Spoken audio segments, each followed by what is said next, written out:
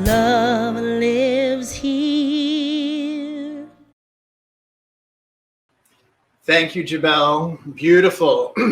Yes, it's time to rise and rise up. All right, so my beloved community, let's start with our focus statement like we do every week. And this, I don't want to give you any background around that at the moment. Let's just start with our focus statement, shall we? Let's say it together, full of passion, full of meaning, full of intention, grounded and centered, and aligned with our focus statement. Are you ready? Here we go. We embolden people to live their highest potential through the transformative power of love. Just breathe that in. We embolden people to live their highest potential through the transformative power of love. That is what we are here about here at Riverside Center for Spiritual Living.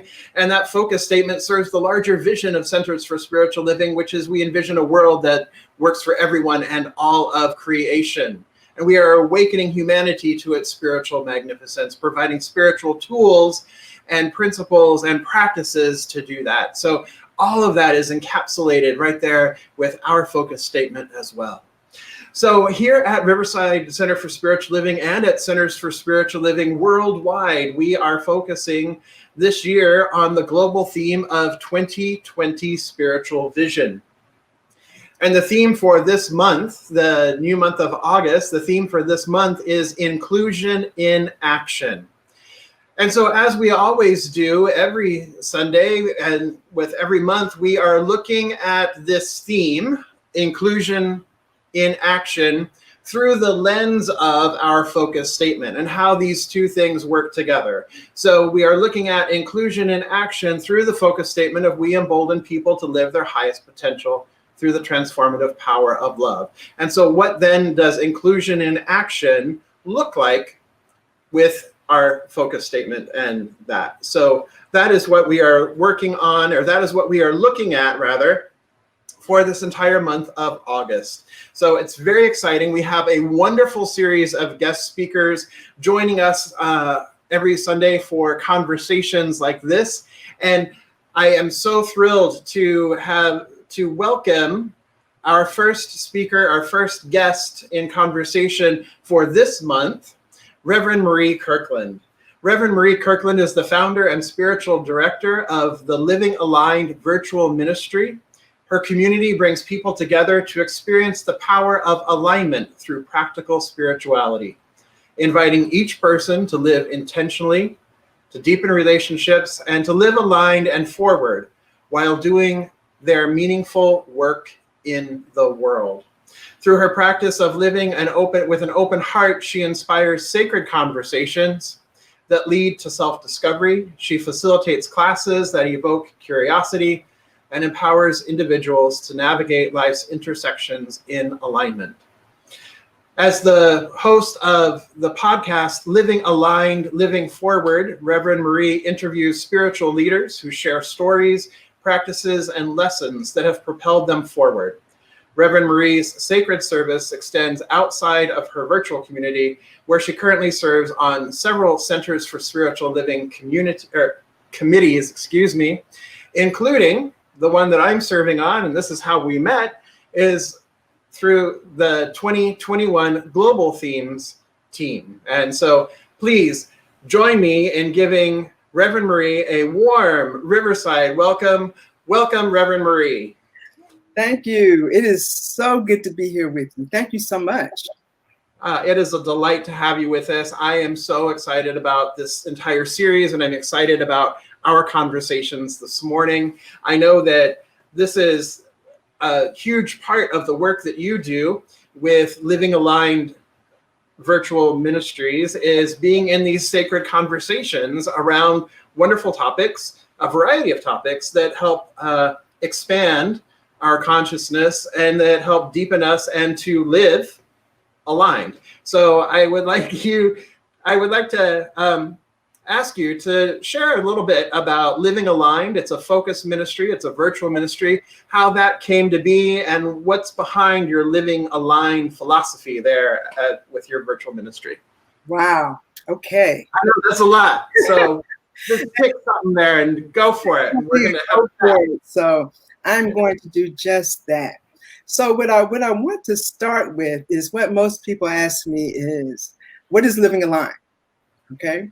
So it's so many different things. And I want to share with you in particular, when thinking about what is living aligned, I think about the first verse in the Tao Te Ching, and it shares that the Tao that can be told is not the eternal Tao, right? The name that can be named is not the eternal name, and the Tao is both named and nameless, and that is living aligned, because living aligned is so many different things. And in particular, what I want to start with, it is exploring within yourself what it means to be alive in your own life. And so Living Alive Virtual Ministry, it came about because of my philosophy of life. And so as a minister, what I embarked to do is to live a whole life and to bring all of who I am into my teaching and into my ministry. So living aligned is my life philosophy. And so I'll start with that. And it's very important that we practice this spirituality, this practical spirituality, and apply it to every aspect of our lives. Wonderful. Yeah. I love that. So would you share with us some of the principles and some of the practices that you use from in living aligned, being in alignment with, and living from that place of alignment, living from that place of centeredness? Would you share some of the practices and principles that you live and teach as being living aligned? Okay, yes, I'm happy to do that. So you already shared what our intention and our vision is. And how we live that is what I always say, like at the end of every podcast, we are always living, so choose to live aligned. So every moment, we're always living.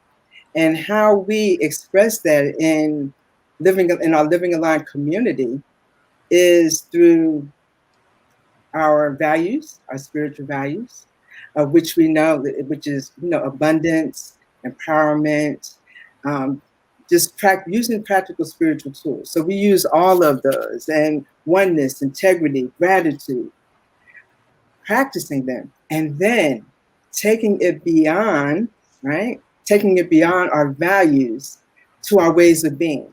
And ways of being allows us to take it beyond theory and practice it in our life. And so we have several ways of being. And whether that's what we call it, each of us practice in our own way. So these ways of being are choice. How are we using choice in our life? Gratitude, intentional living, love, mindfulness, non-attachment. So we have all of these many ways of being, and we have them listed in our community, of how we show up and decide to show up every day to take it from theory to practice. And even beyond that, then what do we do? How do we practice it? And we do that through our spiritual practices, whether that's journaling, having these sacred conversations, sacred study, and we combine all of these things to practice them in our everyday life. Wonderful. So very common practices that we have here at Centers for Spiritual Living, and you're doing this in a new format, I think, for Centers for Spiritual Living, which is a really wonderful thing, in that your ministry is a virtual ministry, meaning that you're 100% online. Is that correct? That's correct. Yeah. So for our folks, the majority of our communities in Centers for Spiritual Living are centers. Mm-hmm. And I would say that one of the types of communities, there's three types of communities. There's centers, there's teaching chapters, and there's focus ministries. And under focus ministries, we also see virtual ministries like yours. Mm-hmm. And I would say that the virtual ministries and the focus ministries, a lot of our graduates, more recent graduates from the School of Spiritual Leadership, are stepping into and finding their own way and blazing their own trail, if you will, with these focus ministries and these virtual ministries. So I love when we're working together in the committees the committee that we work together in, your perspective and what you're bringing to that, one of the things that you're bringing to that in the broader definition of inclusion is that you are really bringing a focus to the focus ministry, to the virtual ministry, to make sure that as an organization, as a larger organization, and us as a community supporting that larger organization, that we're also not being completely biased toward our centers, but that we are actually expanding our vision and really being much more inclusive of our focus ministries, our virtual ministries. Mm-hmm. So how do you see Living Aligned contributing to the greater expansion of and inclusion of virtual ministries and focus ministries within CSL? Okay, so let me share the reason why, one of the reasons we are virtual.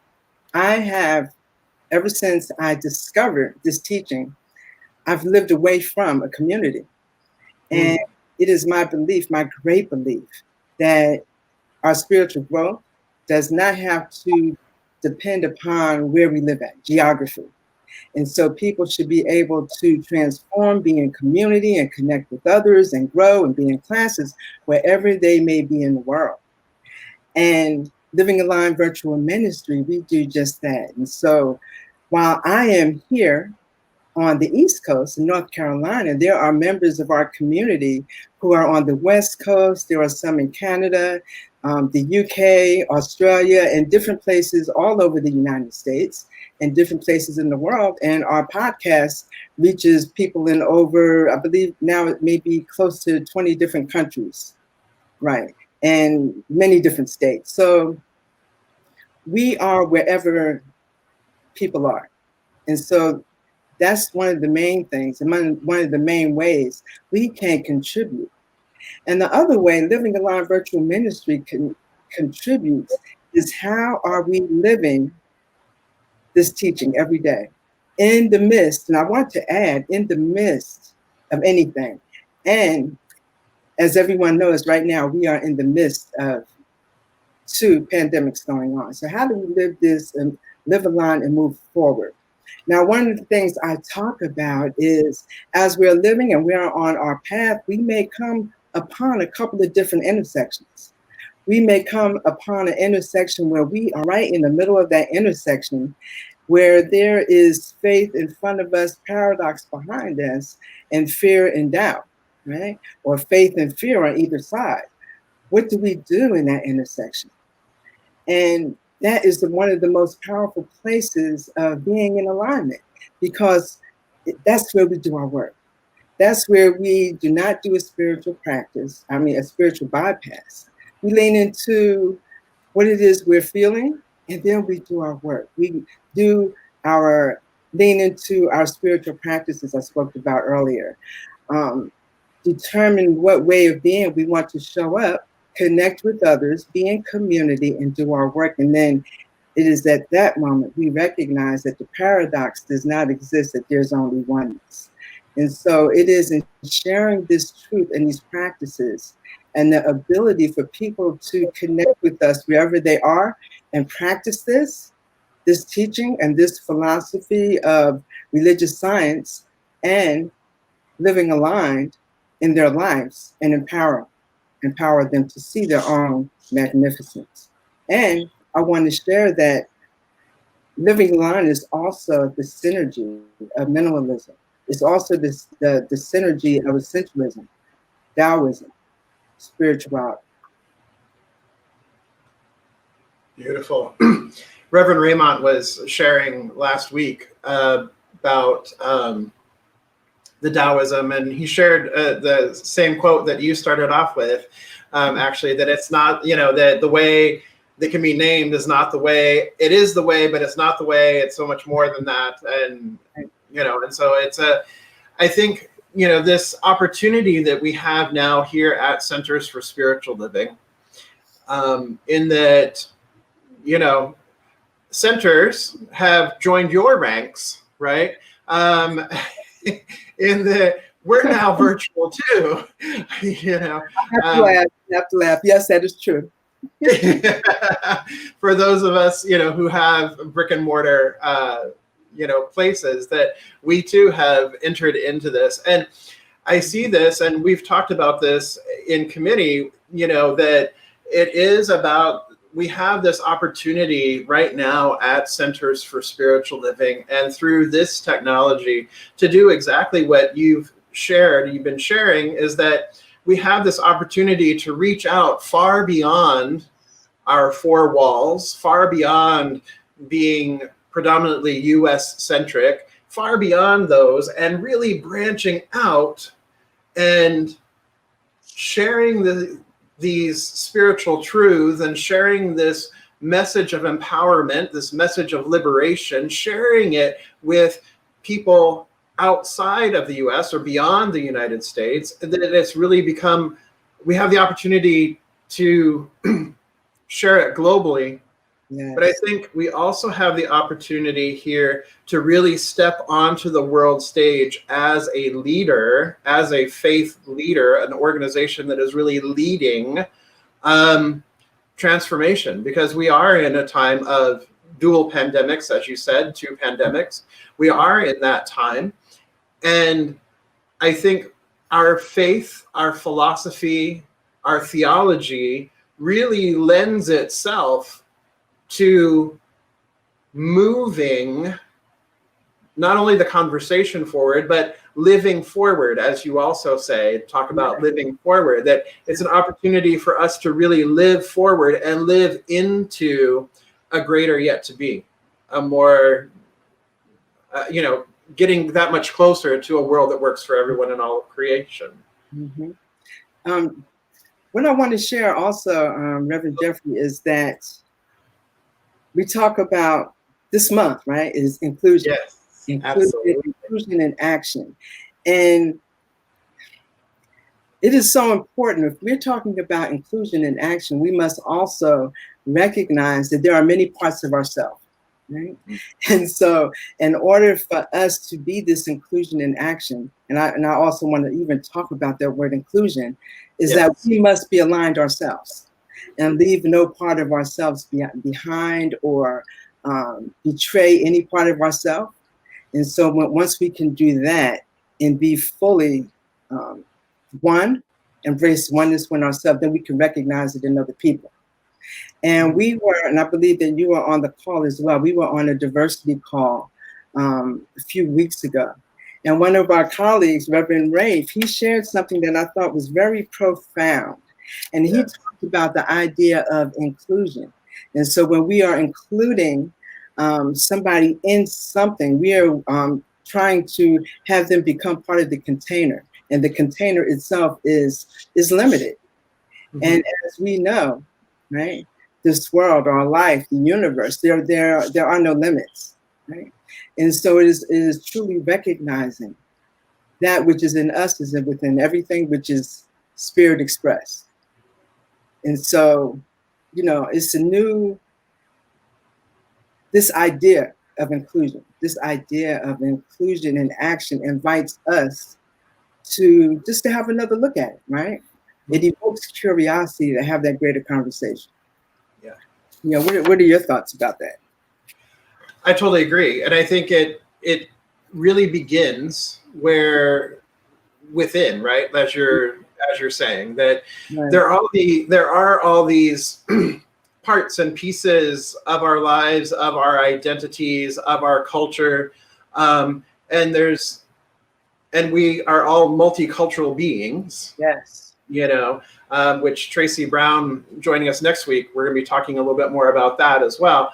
But we're all part of multicultural beings. And so if we are not living aligned, to use your phrase, if we're not living aligned with the totality of who we are, with each individual piece of who we are, if we're trying to exclude something from within ourselves and not take ownership of it, or more important, or, you know, as importantly, take responsibility for it, to try to shirk responsibility or try to deny something is operating in my consciousness or in our collective consciousness, to try to ignore or put aside or set aside or deny. When we're doing that, we are not fully integrating the totality of our being. So we're not fully being present with our wholeness, our innate wholeness that we are. And so I think when we come from that place, then if we're trying to deny pieces and parts of ourselves, then we also form blind spots when we move out into society as a whole, and we are interacting with other beloveds who are also part of the oneness, that are also the totality of oneness and wholeness themselves. And so I think that there's that opportunity here to really come into alignment with ourselves, with a capital S. Yes. And really embrace our totality and learn to love even the parts of us that we don't necessarily like or don't necessarily want to admit to. Yeah, or understand. Or understand. Yeah. Yes. Or understand. Yes. And then coming from that place, right, then we have once we begin to do that inner work, then the work that we're able to do out into the larger community is strengthened by the inner work that we're doing. Yes. And as Raymond also shared, right, is that what lens we're looking at. And so looking at our own lives from a lens of separation, we are separate within our own lives. We are not aligned. Right? We are betraying who we are and everything. Then we tend to see everybody and everyone in that lens, in that space. And I also want to share, yes, this is the principle of all of that. Yes. Right. And there is the outward action of it. Right. Of this experience we're calling inclusion. And so there are so many different levels of everything. And it begins with each of us. Yeah, absolutely. Reverend Rafe, I think on that same call that we were on, that Diversity Inclusion Commission call that we were on, he was talking about inclusion already is. Yes. Everything's already included in God. It's not something that we're striving to. Inclusion already is. Diversity already is. But, inclusion and oneness and unity don't mean sameness, don't mean uniformity. Yes. It's so we're already included. And so from that visioning perspective, because I know that visioning is an important practice in your life, that visioning perspective, and I've said it frequently, and I continue to beat this drum because it's true, at least it's true for me, is that Dr. Michael Bernard Beckwith said that 100% of spiritual development is in the letting go, right? And so it's in releasing those blockages, releasing those things that are in our way, that are impeding the flow, if you will, releasing those things, because we're already living in inclusion, but we have the opportunity then to take action, to make sure to take real action and intentional action to make sure that what we are living out into the world reflects the inner understanding, the inner awareness of inclusion. Yes. And I appreciate how you brought in that intentional living. And that's one of our ways of being, and intentional living without being attached to it, so that non-attachment, which is also one. So it's important that we do that. So I want to share a personal story for myself. And as I share this, I am sure that it may be, and it is probably true for many people. So in the last few months, in this experience called COVID, and within all of the social pandemic, I myself, had to experience what it meant to live from this space and live in principle, and also to experience what this meant for me. And being in that and living in that, I came upon that intersection where I had to absolutely stop and be still, because it showed up for me in different ways. And so I invite each of us to recognize it's going to show up. You know, that part of being out of alignment is going to show up. And then what do we do? What do we do next? And so for me, I had to release, let go, take a breath because I could not breathe, take short breaths, and embrace mindfulness, non-attachment, and take a sacred pause. And so my invitation for each and every person is, what does that look like for you moving into alignment? And so to embrace that, you know, I just wanted to share that there are many different ways that we can do that. Yeah, absolutely. It is, you know, I love how you phrase it and how you approach it with looking at it as an intersection. Yeah. You know, looking at things as an intersection of like, okay, so we're kind of at a crossroads here. We're at this place of two things or multiple things really are coming together at an intersection. And so then, you know, how are we going to then cross the street? You know, how are we going to move forward? How are we going to live forward? You know, are we going to wait patiently and push the walk sign and wait for the walk sign, or do we need to dart across, or, you know, how are we doing this? And I think that sacred pause that you're talking about is so important.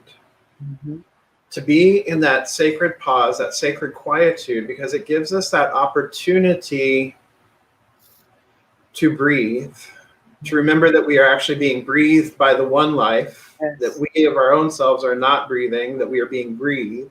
And to have that sacred pause before stepping forward into what's next or the greater yet to be. Because then it's that moment, it's that opportunity of being aligned, right? Of bringing ourselves back into alignment so that we actually have the ability to come from a place of response rather than a place of reaction. Yes, and creating the life that we want to live. And so living aligned is living the life you want to live if you knew it was possible. And let me share a couple of more intersections: surrender, resistance, harmony, and discord. That's the intersection. Being seen, unseen, heard, and unheard. That's the intersection. And the different roles in our life. You know, so there's many different intersections, and when we stop. Oh, here's a good one. Doing and being and doing. Oh, yes.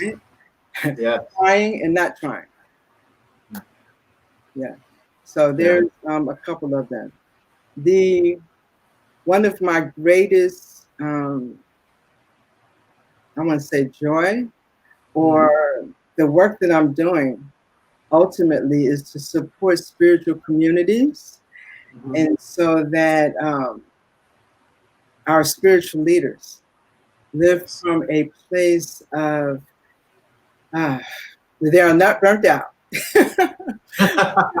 Let me just put it out there. So our spiritual leaders, we can live from that place of just simply doing less to become more. I love that. Doing less to become more. Right. And it's not necessarily that we're giving less. It's the way that we're showing up, you know, and so that we can give from that saucer and not from the cup, you know. And that is mine to do. And I love that you really hold your Fridays as sacred space. I know we've had some meetings on Fridays. That's supposed to be my day off too. And, you know, but I love that you have this commitment to self-care. Can you say a little bit more about that? Yes. So it is in how we do everything in our life. It is for me, so living aligned, yes, it's about principle. Yes, it's about spiritual practice, but it's also about the other relationships in our life. It's our relationship to time, our relationship to having space in between what we do. So just a couple of things I do is monk mode.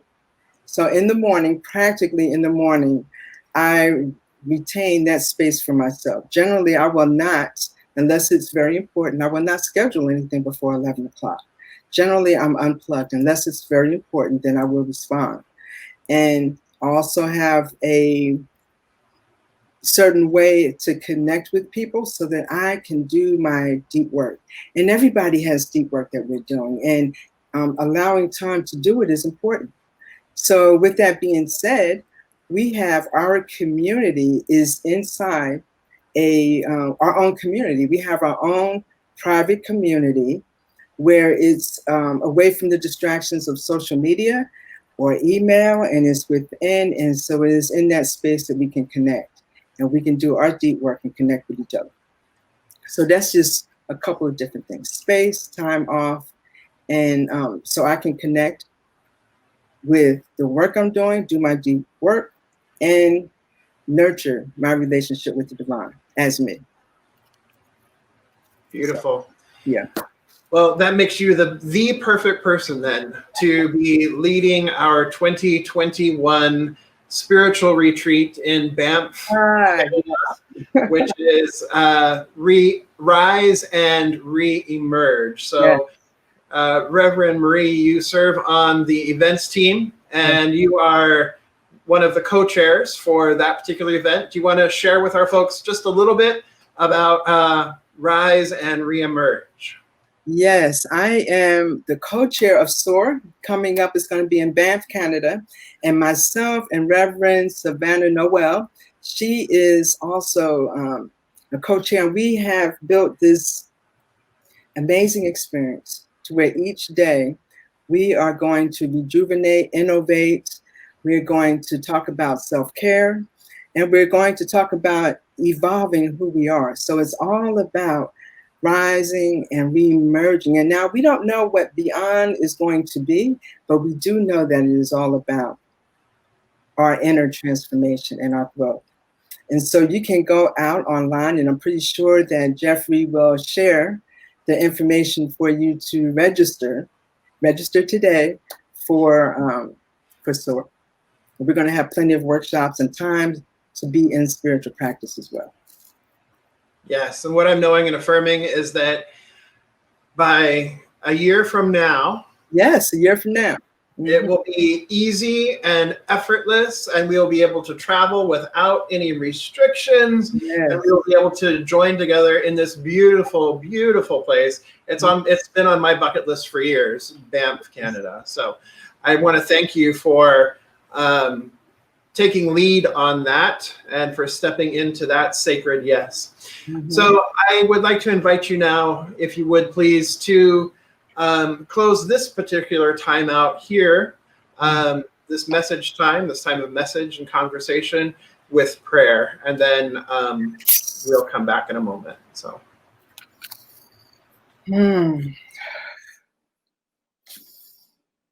So I invite you to simply recognize that is within you in this moment as your breath. That is the life of the divine. That is the life that is present in you. That is the life that is aligned. And so I simply speak this word, knowing for each of us that as we move forward into our day, into our livingness, that we embrace peace, that we embrace love, that we embrace choice and with non-attachment, and that we move forth living aligned and living forward because it is ours to do. I simply allow this to be uplifting and dissolving anything that is unlike this truth of love and alignment and gratitude. I let it be, and so it is.